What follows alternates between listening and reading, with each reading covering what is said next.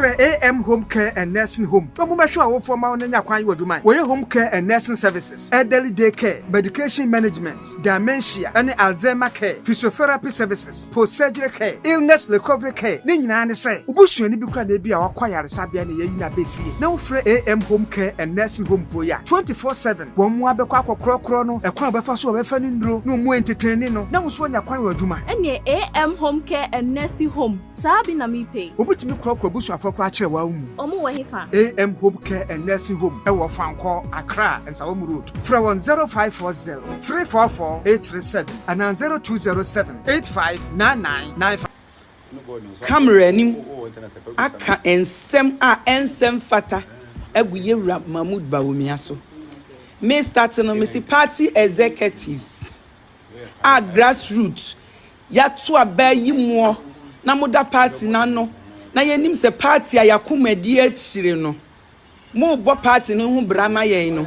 ye bisa mo se eti de akompreku Agyapong one ne nkrofo edi na chi ye party no mahu anamu hui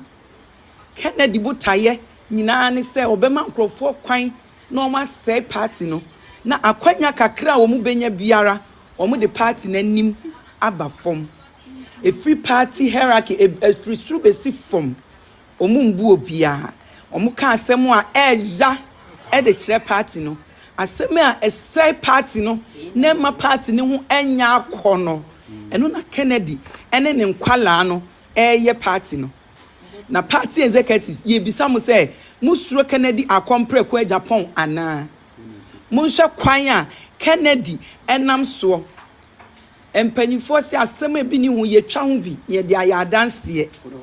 ye ti ha kwa me plus ebe kan nsem e kire se Kennedy akompreku Agyapong e de party secret e ma no ma ni timi win elections no e ma ye candidate ayede ko gina ye no wan win na mi bisa se de na kire se sa secret no de ma kwa me plus no wan fa sa secret ni bi ama NDC fo no as a whole am man fa win general elections no ana mi bisa mo se ensem a Kennedy akompreku Agyapong e kan ye pre-elections and san ye beto elections no ye beto election ye kwa ya internal elections ensem a Kennedy akompreku Agyapong e kan ye ane etra so broso e ma party ye ho anya akono ama manfo no muhu ya na ama ahunu ye to abawie ye ye se o kenki ye mfa ne saa nanso munhwe de kwa me plus be kan ye munhwe de ni nua raf kotena TV so kan ye munhwe de alestete kan na munhwe de ne nkwala edi na chi e kan Kennedy abopa ama nkrofo se party no party na nim guase e na Kennedy hwehwe Kennedy Agyapong aye ne ho se wandi party na nim dia e ne party enye ye biem me pamacho wo se nipa we de ne ye party ye mfa ne ye party mesramo Kennedy akompreku Agyapong se die ogu party na nim ase no party mpanyimfo ntimi nkeka mo ho enkire Kennedy akompreku Agyapong o free party ni mu ahwe maaye ye lusu hwe owo mu a ye be lusu bebre se Kennedy free party ni mu a ye lusu hwe owo mu a ne ma ye be lusu no you cannot compare to onimu a de beba hwe ni ho beba wo bia ni ho awakọ independent a wanya impact wo ba bia mo ma ne nkomo ndi ne ntontwene na Kennedy omwa party no the party na nimu ba fom ne nkrofo bie wa mo no a e wa abonti a omo kasetia na nado danko akufo ado omo kasetia party ministers a omo atwam omo kasetia nkrofo bebre just to bring the party down omo wi omo de Dr. Bawumia twitwi omo se enti party no leadership no mo tena ho ahwe Kennedy akosi aben Kennedy akompreku Agyapong eniema wo ye ene ne nsem kika wo kika wama ne nkola akwan mo mu kika ni nua raf ekotena radio so say 38 omo bebie FM Bawumia FM 38.1 hwani nsem nwunan de oka wu se nye party ni ene ekase se nipa ni bie na no okasa utimi wu se nye party ni de oye pure blue member ene ekase me pamacho wo NPP mpanyifo party no enye modia eye grassroots dia ye yi musem nkonko hye so mayen if you say yen nyina yentimi megu ho nhwe so enso party ni yen ne yeto abama mo eti party ni yen grassroots ye dia na grassroots no wo pe grassroots a eha na wo benya wo yen eno na make no kra kira wo say the grassroots ye hwehwe ye mutudo bebre ye hwehwe eni say Kennedy akompre ko Agyapong me be calling no to order because Kennedy person was say party no na say blue party no so no kakraka die animu no ye ma Kennedy we o me say party no ma yen ya ka kire mo se mo ntiase mo panigidigidi dia ma sheda ma record we aya na decent way dia ma mo panigidigidi am benya gidigidi Kennedy akompre ko Agyapong tie ha kwasi ampani tutugotom ni bema wudi ni cocaine Kennedy Agyapong we NDC for ye no can no vote no say Kennedy unity a ensem mo be ka kire yen no edoso if you say Kennedy no onsem fata ne nsem a waka wono ani own west a wotena TV so e kan ye e ma nipa nyina hu no a ufa ne uconnect ana YouTube bia abeko bia oba Kennedy enum asem ba wono agina hwa o kasa se woka na chese ejeta unya dia Kennedy no oba esa aba 41% one ye nya bimpo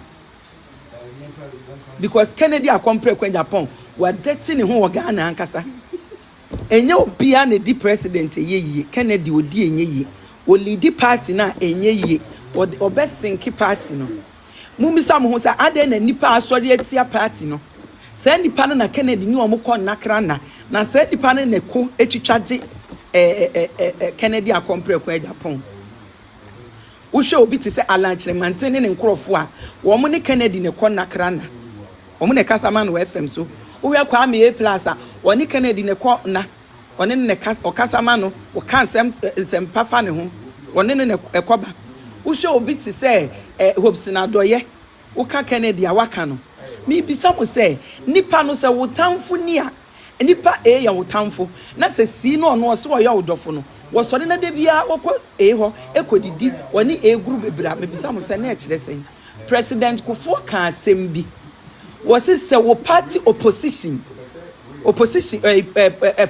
opponent sorry wo party opponent fo ebo wa basu bebra check wo ho na mistake wo ho ne pamacho o mampanyi Kufo say wo party a wo mu no o political opponent no so omobo wa basu bebre a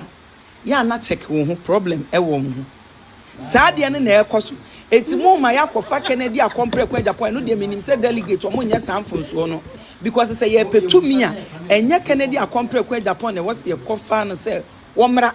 da bi na say ye petumi no yeso ye petumi eti Kennedy de onya option na ye makoya na say party no Kennedy ni na chita afo hu say o mu nya enti opese o say party no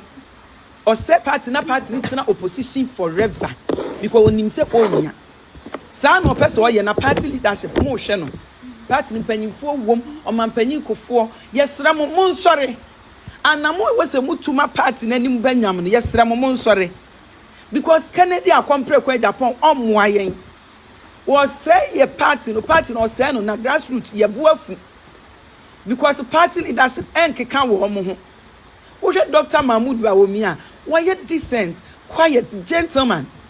wonam ni line mu kama akwa we yo da so Kennedy akompre ko Agyapong de nyesa no wo hwehwe wono de dirty game na eno obo said ye beya ye party na nim begu ase na ho nya akono bi akwa da so wo ha ye bebiri na ogusu ha yen na ye srempanyifo se mo nsore se madam mo nsore party no so montimi nya biemu a monka nkyere grassroots ye beba abefa ne ye if the party ye ne ye dia grassroots ye ne ye dia because mote wono ye ya anto aba mu nya eba se ye ko campaign ye si from ne ye wura ha ye fa ha ye ne ye se adwuma no ene ye ka kire mo se Kennedy se party no mote wo ye nhwe han akosi da ben